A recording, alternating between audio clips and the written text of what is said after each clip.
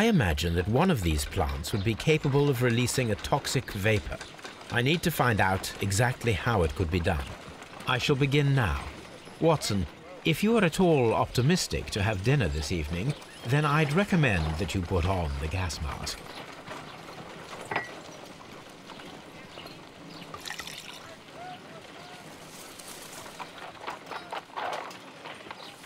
This plant becomes inactive after being drenched with alkaloid. This plant becomes inactive after being drenched with alkaloid.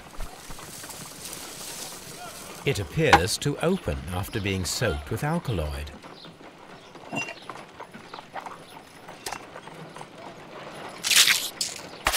How interesting. What a strong and effective defensive mechanism.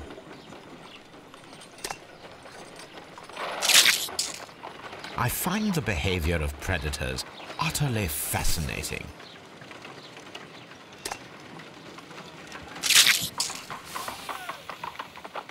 It closed again. I believe I saw a small cloud of gas. I wonder what secrets this plant is hiding. Perhaps if we agitate it to a greater extent whilst it is opened, it will reveal a little more. I am interested in what might occur if the prickly plant should shoot at it.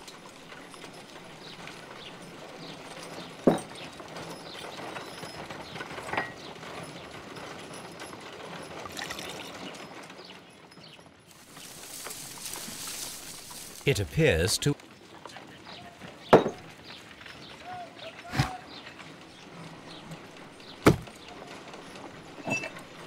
This plant seems to have had...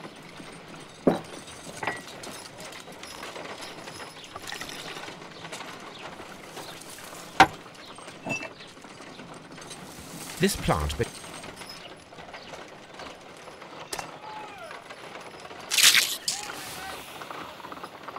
It closed again.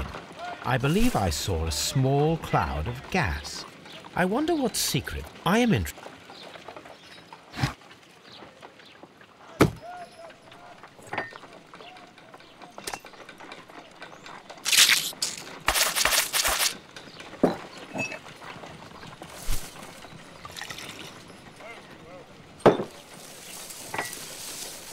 It appears to...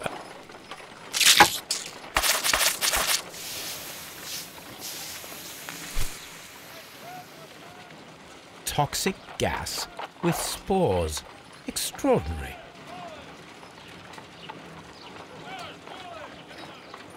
The plants would be capable of killing only if they were directly next to the victim and stimulated at precisely the right moment. Let us take our caterpillars to the Colonial Collection Room. We may see things more clearly there. It is too early, Watson. Our suspects will be there. Let us investigate Kew Gardens one more time and ask some questions.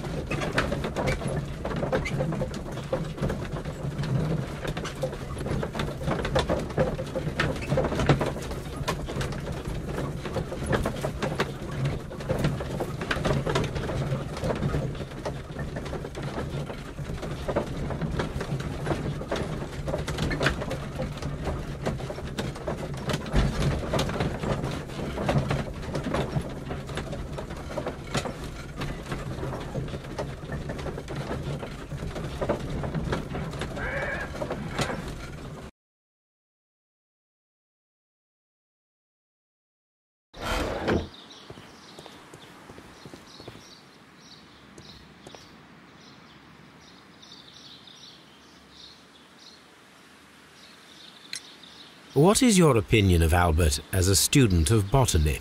He's useless. I often tell him so, and I can only give him cleaning tasks. Botany is not his life's work, and his father well knew it. He was furious about it. He was? Oh yes. He forced his son to work here, and he never missed an opportunity to criticize him publicly. Are you able to elaborate on that?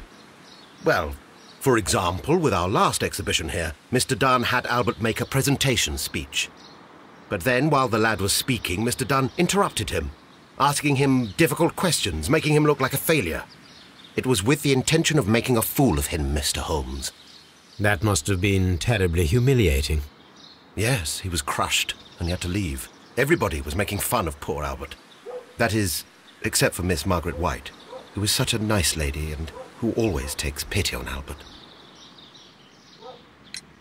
You mentioned a Miss White. Would you tell us more about her? She is a student who works here part-time. She is quite charming indeed. She possesses a great talent for botany. You should take a look at some of her experiments that she carried out in the laboratory. Ah, if only she were not so naive. Why naive? The way she used to flutter around Mr. Montague Dunn. And he couldn't help but be flattered by all her attention. How could an intelligent woman such as Miss White not see through his game? I can only scratch my head and wonder. Mr. Hamish, was someone from your family connected with Kew Gardens? Family? No. I'm the only one with a passion for botany. I do not think so. This photograph of you and your father at Kew Gardens suggests the opposite. But you have no right to. Do tell us more about your father. He was, indeed, the greatest botanist of his time in the British Empire. He worked together with Montague Dunn until the end of his life. He brought me in at the age of 12. Did he get on well with Mr. Dunn? No, I couldn't say that. They expanded Kew Gardens together, that was all. And it was all my father's work, for Dunn always lived the high life. So Mr. Dunn was not helping your father? Oh, yes, he provided the financial support. And as far as he was concerned, that fulfilled his role. But the worst of it was, he declared himself as the master of Kew Gardens.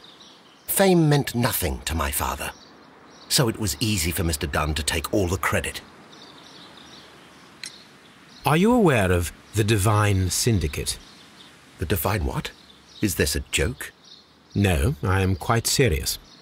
What a ridiculous name. Anyway, I have never heard of this syndicate. There is a bust of Montague Dunn in the nursery. A bust? Oh, that old thing. Further proof of that outrageous ego of his. But why in that room in particular? Oh, I don't know. It has always been there. It is strange, because I recovered a fragment of the bust inside the Colonial Collection Room. Really? Oh, well, so I am mistaken. It ought to have been removed during the clean-up. This room is so small. Do you know who moved it? I have no idea. Surely Mr. Dunn requested it. Do you have any more questions like this? Because fragments of rock are not my responsibility. Evidently. Can you tell me if you saw Mr. Montague Dunn on the day of his death? Yes, of course. I met him, and we went to see Albert, his son, at around 9:30. He appeared quite calm. What were you doing on the morning of the accident? After paying multiple visits to Albert, I had a little talk with Miss White. Then I returned to my desk to complete some paperwork. Suddenly I observed that Mr. Dunn was not feeling well, so I ran immediately to fetch Albert. I clearly remember that it was around 10:30, for I was late that morning. Thank you, Mr. Hamish. We shall continue our investigation.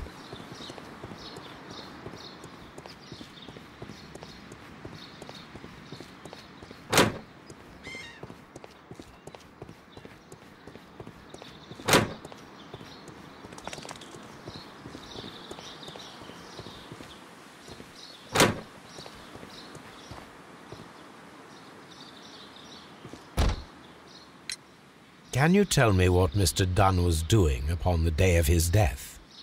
I can, but there is nothing very special to say. I was in the laboratory when I saw Mr. Dunn heading towards me. Tuesday is the day of his weekly visit. It was supposed to be at 9, but he was 10 minutes late, as usual. And then? Well, he came in to say good morning. Then I saw him spend 2 or 3 minutes by the plants outside the laboratory. After that, he ran out in the direction of the nursery, where Mr. Hamish was working. He was always in a rush during the inspection, you see. I would pity anyone who stood in his way.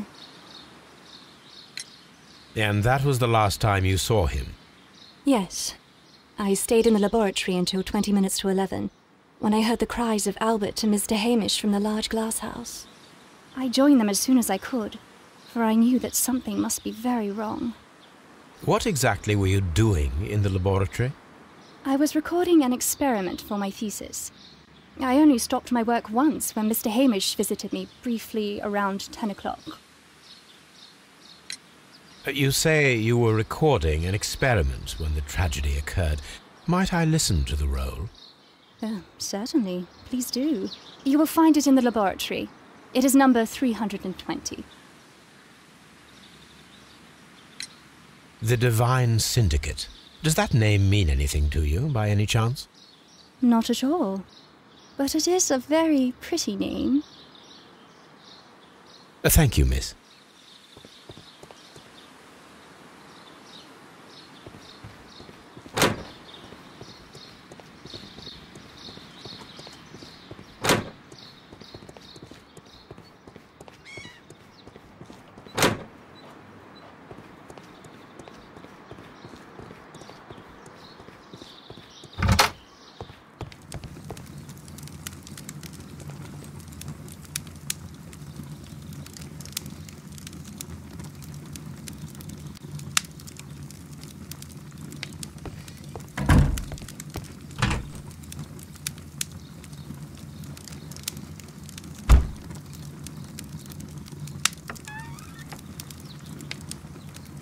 Here it is. Cylinder Records.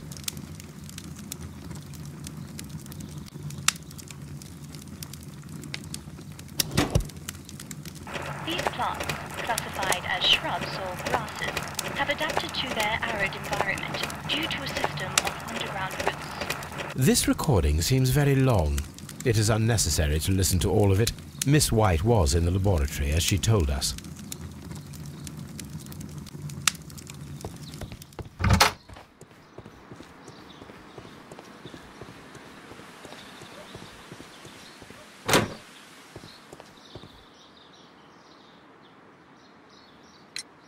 Your father's death does seem highly suspicious.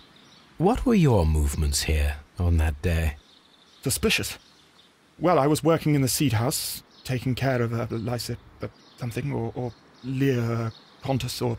No, wait. These Latin names. And I spent so many hours trying to memorize them. Did you see your father that day? Yes. He came here with Mr. Hamish for his weekly visit. There was nothing unusual about that. And then? Nothing. They stepped out to the backyard. It was perhaps 20 minutes before 10 o'clock. Then about 10 minutes later, I saw my father heading for the dry tropics room while Mr. Hamish returned here. And Mr. Hamish and Miss White, what were they both doing that morning? Mr. Hamish visited me a couple of times. I also saw him returning from talking with Miss White, and that was at 10 minutes past 10. But then he ran back here to me to tell me that my father was feeling unwell. We hurried across to the water lily room, and I found my father lying dead on the floor. Oh, my God. I perceive that you are passionate about the Royal Navy. Passionate? No, not really. I like ships, that is all. Are you quite sure? You do not seem to be so interested in plants. It's difficult, that's all. My future is here. It has never been about anything else.